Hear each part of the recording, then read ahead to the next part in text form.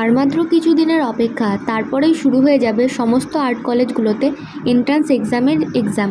তো তোমাদের মাথায় নিশ্চয়ই এখন আমার মতোই ঠিক সেই প্রশ্নগুলোই ঘুরছে, যেগুলো ঠিক আগের বছর আমার মাথায় ঘুরছিল। তো চলো তোমাদেরকে সেই ভাবনার প্রশ্নগুলো আর তার উত্তর একসাথে দিচ্ছি।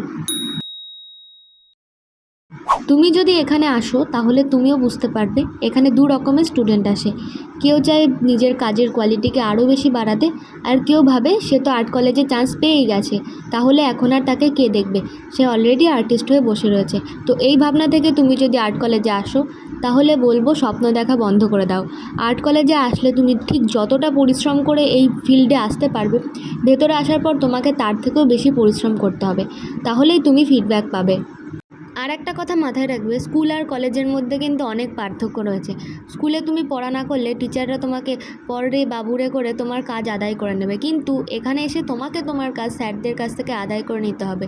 অল ওভার যদি বলি তো এখানকার টিচাররা ভীষণ হেল্পফুল হয়ে থাকেন, কিন্তু তাদের ভালোবাসার মারফত তোমাকে তোমার কাজ জাহির করে নিতে হবে।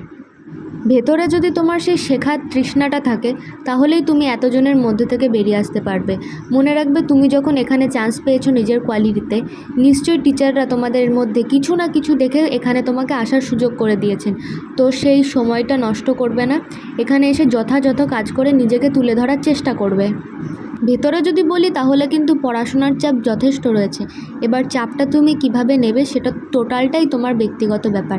তুমি যদি মনে করো একটা কাজ করে স্যারকে দেখাবে, সেটা তোমার ব্যাপার। তোমার যদি মনে হয় এই কাজটা আমার আরেকটু ইমপ্রুভ করা উচিত, আর একটা নতুন কিছু করে দেখায়, সেটা তোমার ব্যাপার। তো ভেতরের ব্যাপারটা পুরোটাই এরকম, সম্পূর্ণটা তোমার ওপর ডিপেন্ড করবে তুমি এখানে আসার পর ঠিক কীভাবে কাজ করবে, কিভাবে স্যারদের সাথে কমিউনিকেট করবে, নিজের কাজকে কিভাবে ভালোবেসে আরও এগিয়ে নিয়ে যাওয়ার চেষ্টা করবে।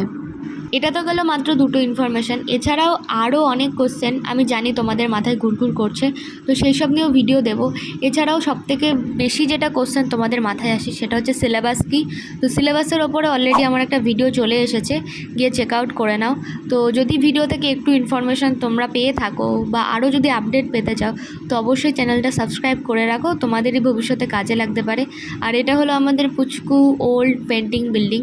তো আশা করছি তোমরাও তোমাদের কাজের যোগ্যতা দিয়ে এখানে আসতে পারবে। Thank you so much for watching, আর একটা লাইক কিন্তু অবশ্যই করে দিও।